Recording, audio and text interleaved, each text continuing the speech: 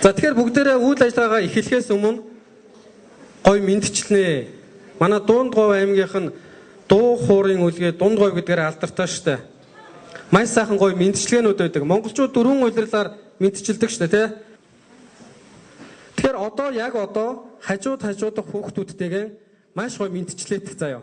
За би хоёр даалгавар өгье. За ямар итгэвтэй хүүхдүүд ээ. За эхлээд эхний даалгавар маш гой мэдчлээдэг. За яг өөдөөс хараад.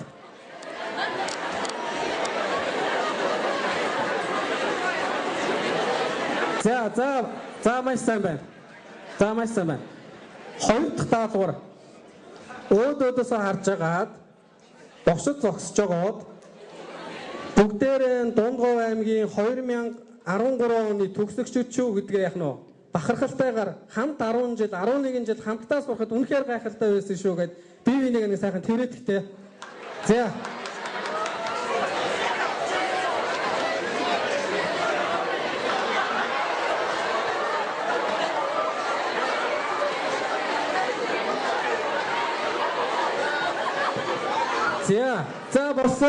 За болсон.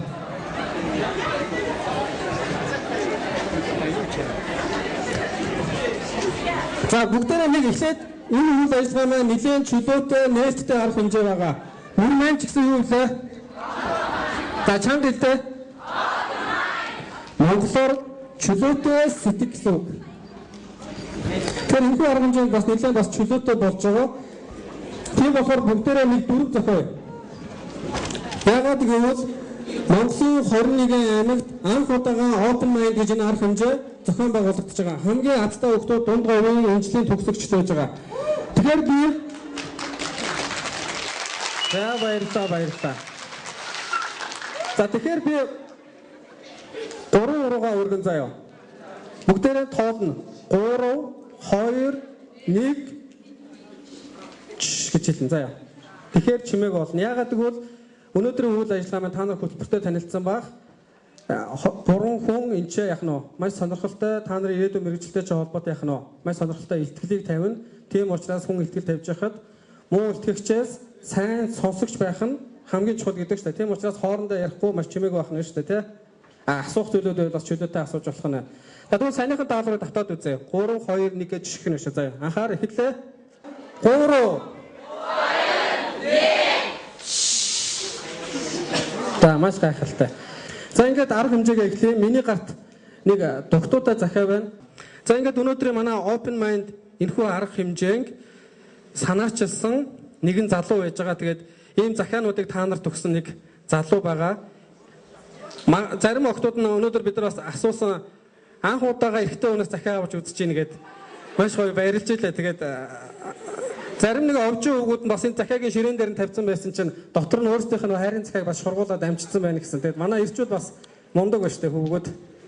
За ингээд Дундгов аймгийн иргэдийн төлөөлөгчдийн хурлын дарга Боджоо ахыг нь тайзан дээр өрье. Өнөөдөр энэ арга хэмжээ зохион байгуулсан.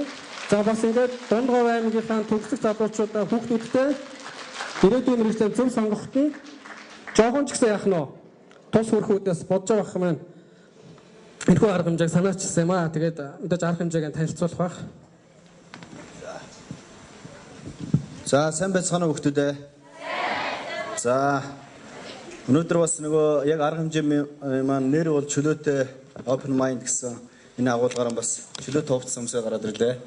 Тэгээд өнөөдрийн арга хэмжээ бол манай аймагт нийтдээ 792 хүүхэд 11-р анги төгсөж байна. Тэгээд та бүхэн бол Дундговын ирээдүй Монгол улсын ирээдүй энэ дэлхий дээр байгаа 7 тэрбум хүмүүсийн бас төлөөлөл ирээдүй юм шүү гэдгийг бас энд үгийнхээ өмнө сэлья ингээ та бүхэнд амжилтсаа арга хэмжээ эхлэхээс өмнө нэг бичлэг үзүүлчих үү. Тэгээд эхэлж.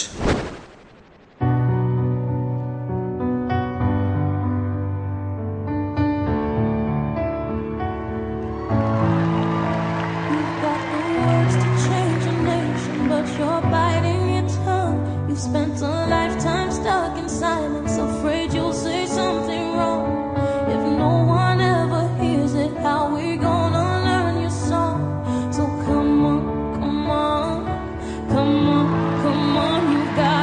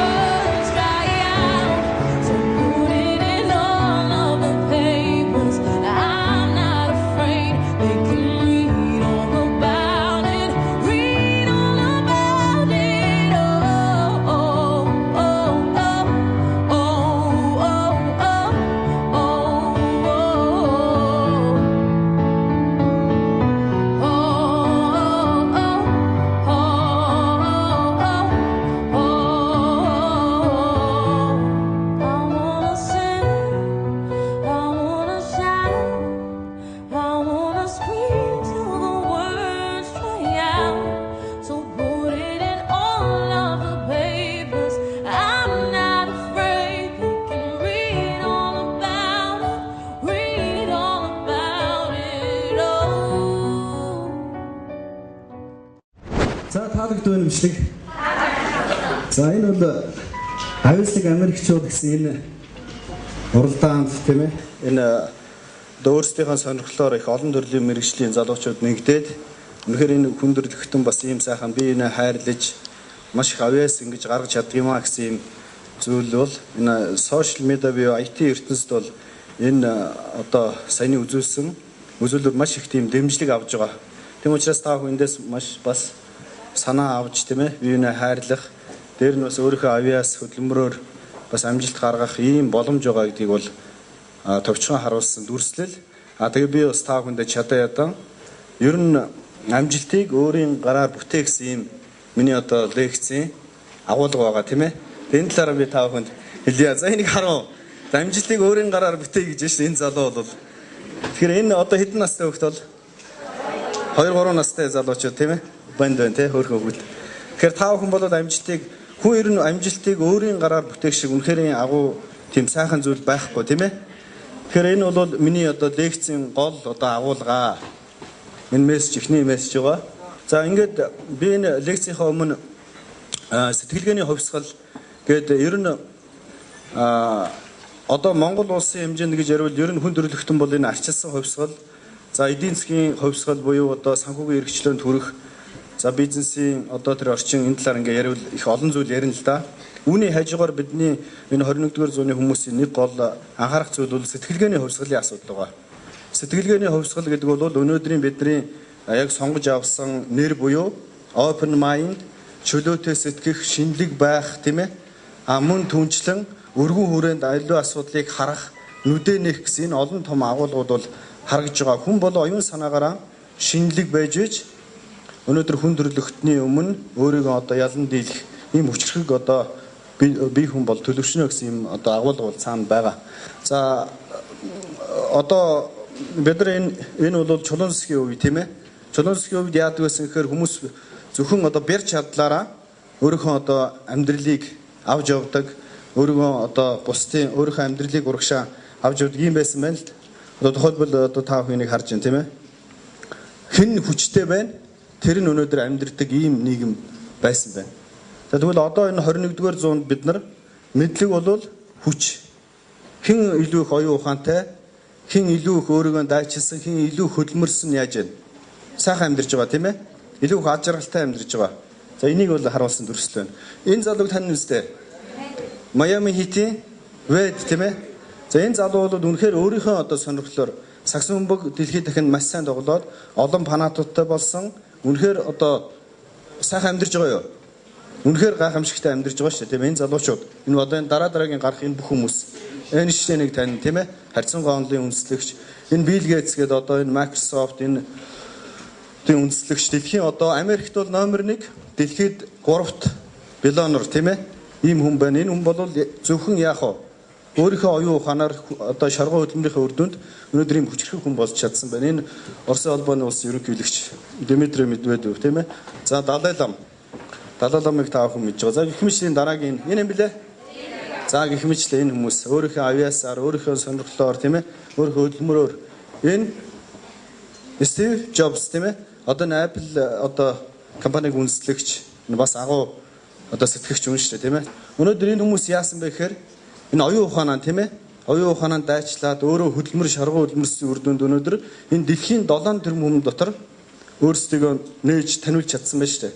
Тийм учраас та бүхний дундаж гисэн миний захианд байгаа Нобелийн шагналтанч төрөх одоо боломжтой маш олон сэтгэгч та бүхний дундаас төрөх бүрэн боломжтой. Өөрсдөө бүү голж болохгүй гэдгийг бас ингээ хэлье. Уран мөгч нэг алга тишээ бүгдээрээ бие биендээ. За тэгээ энэний бүх юмны эцэст нь та бүхэнд ирээдүйд чи хэн байх юм бэ? Who are you? Чи хэн байх юм бэ? Тэг чи хэн бэ гэсэн энэ асуултанд өнөөдөр та бүхэн хариулах гэж байгаа.